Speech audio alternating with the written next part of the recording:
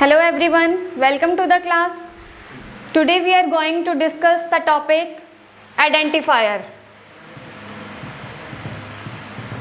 So, what is identifier?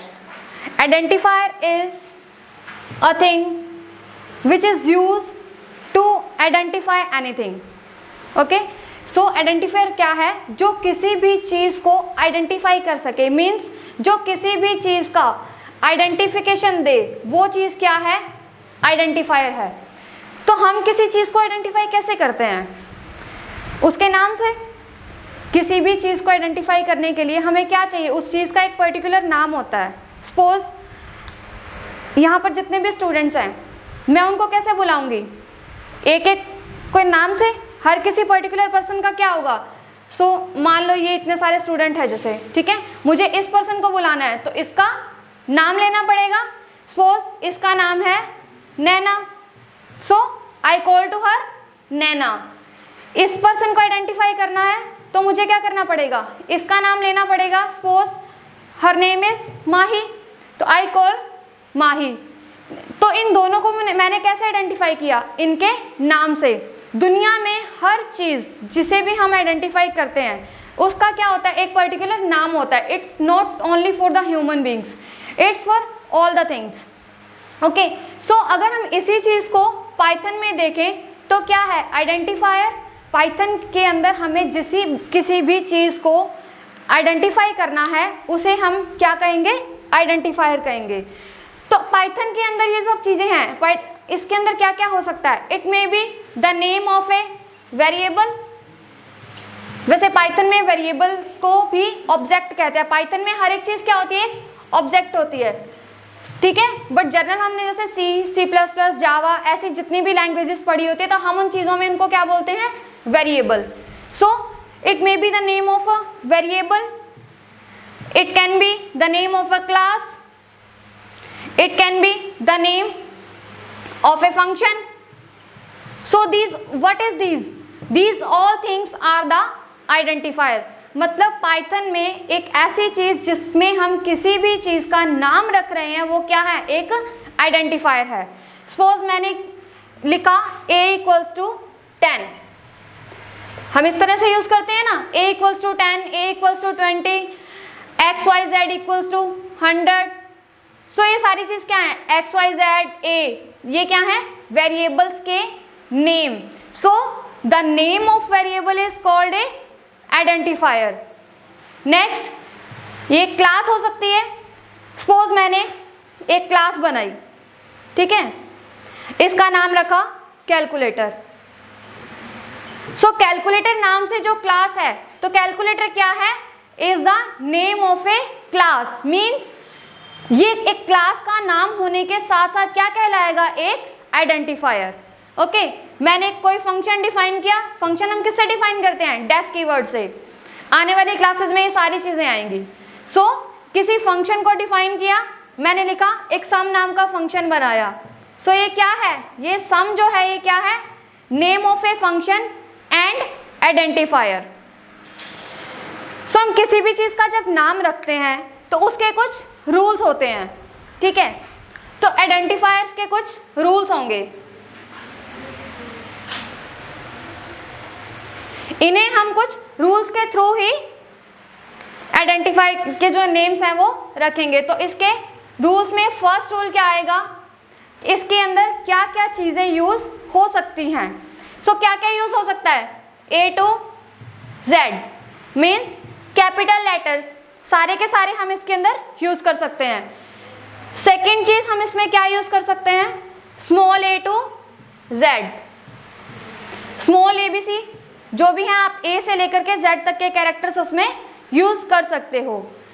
Third number पे आता है कि हम इसमें इन कैरेक्टर्स के अलावा इंग्लिश अल्फाबेट्स के अलावा और क्या यूज कर सकते हैं? तो वो है digits 0 to 9। One more thing जो इसमें इंक्लूड होती है वो है अंडरस्कोर।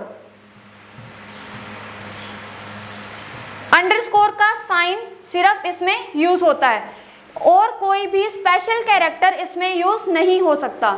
देखो यहाँ पे हमारे पास कीबोर्ड में दो साइन होते हैं, एक इस तरह से और एक इस तरह से, मान लो ये लाइन है, इस लाइन के अंदर दो इस तरह से साइन यूज होते हैं, तो ये वाला जो साइन है इसको कहा जाता है अंडरस्कोर, और ये जो साइन है इसे कहा जाता है हाइफन। तो हमें अंडरस्कोर यूज करना है, हाइफन यूज नहीं करना। ओके, हाइफन यूज करने से क्या सिंटैक्स एरर आ जाएगी, कोई भी सिंबल अगर हम अलग यूज करते हैं साथ के साथ हमें वो सिंटैक्स एरर शो करेगा। क्लियर है? सो फर्स्ट रूल में क्या कहते हैं कि हम क्या क्या चीजें यूज कर सकते हैं, तो ये 4 तरह की काइंड ऑफ थिंग्स हैं जिन्हें हम यूज कर सकते हैं, capital A to Z, small a to Z, digits 0 to 9, और स्पेशल सिंबल्स में क्या आएगा, ओनली अंडरस्कोर। तो रूल सेकंड क्या कहता है, रूल सेकंड के अंडर में आएगा कि क्या ऐसी चीज है जो हम यूज नहीं कर सकते। तो क्या ऐसी चीजें हैं, मैंने आपको रूल फर्स्ट के अंदर ही वो चीज जो है क्लियर कर दी। क्या ऐसी चीजें जो हम यूज नहीं कर सकते, तो वो है एनी स्पेशल सिंबल, कोई भी स्पेशल सिंबल हम यूज नहीं कर सकते। ओके, नहीं कर सकते।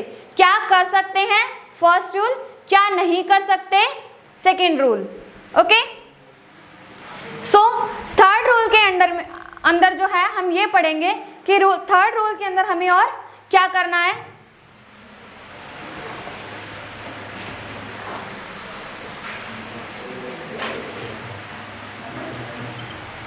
हमारा थर्ड रूल ये कहता है कि हमें जो अपना किसी भी चीज का नेम रखना है, मींस आइडेंटिफायर का जो नेम रखना है वो कैसे रखना है, तो हम कैपिटल लेटर से उसको स्टार्ट कर सकते हैं, स्मॉल लेटर से उसको स्टार्ट कर सकते हैं, अंडरस्कोर से उसको स्टार्ट कर सकते हैं, बट 0 से लेकर के 9 तक जो मैंने आपसे अभी कहा कि ये डिजिट्स हम यूज कर सकते हैं, we can use it but we can't start from hair.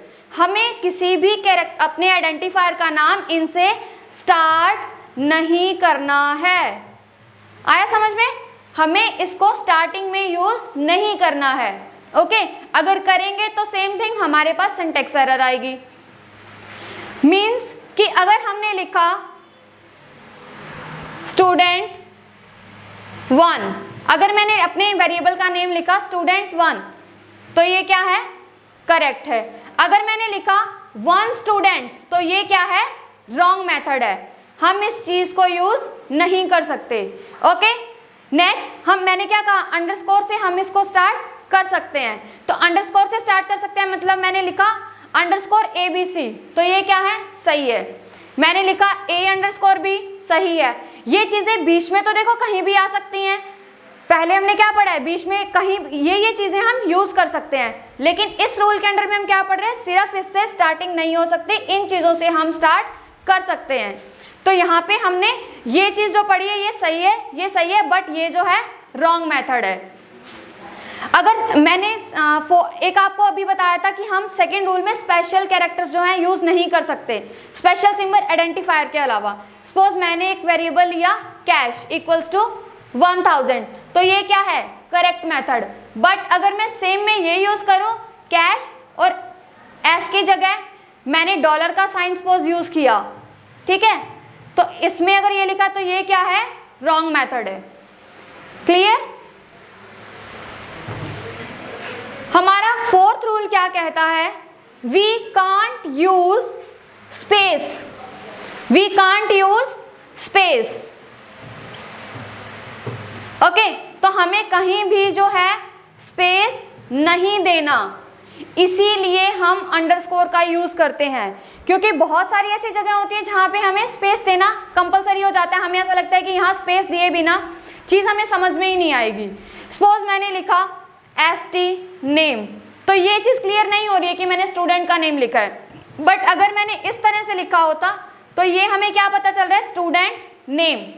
ठीक है, हमने लिखना है फादर नेम, तो हम क्या लिखते हैं, F नेम, और यही हमने अगर इस तरह से लिखा हो फादर नेम, तो जहां पे हमें लगे कि हमें स्पेस की नीड है वहां हम स्पेस नहीं दे सकते, इसलिए हम अंडरस्कोर का यूज करते हैं।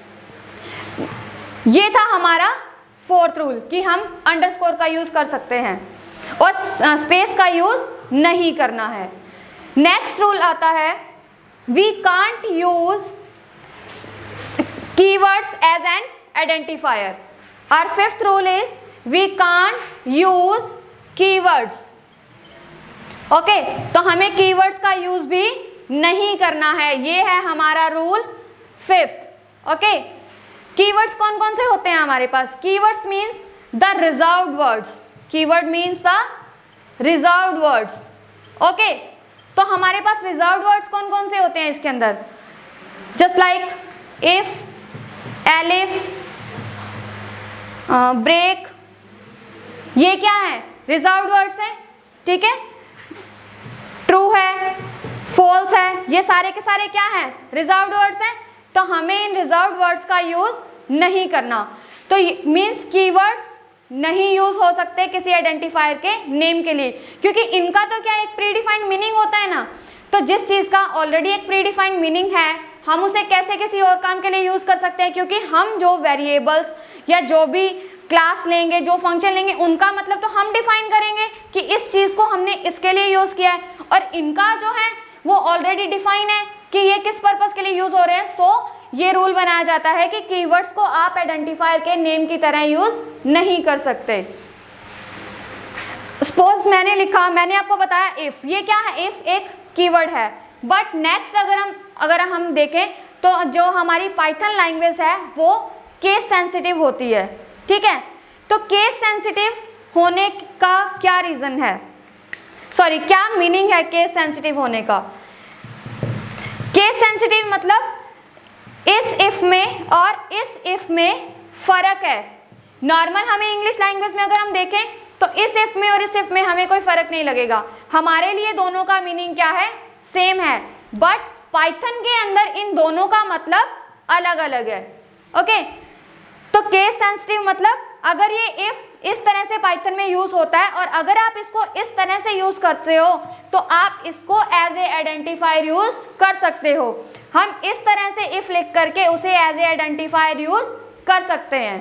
क्लियर है? Thank you so much.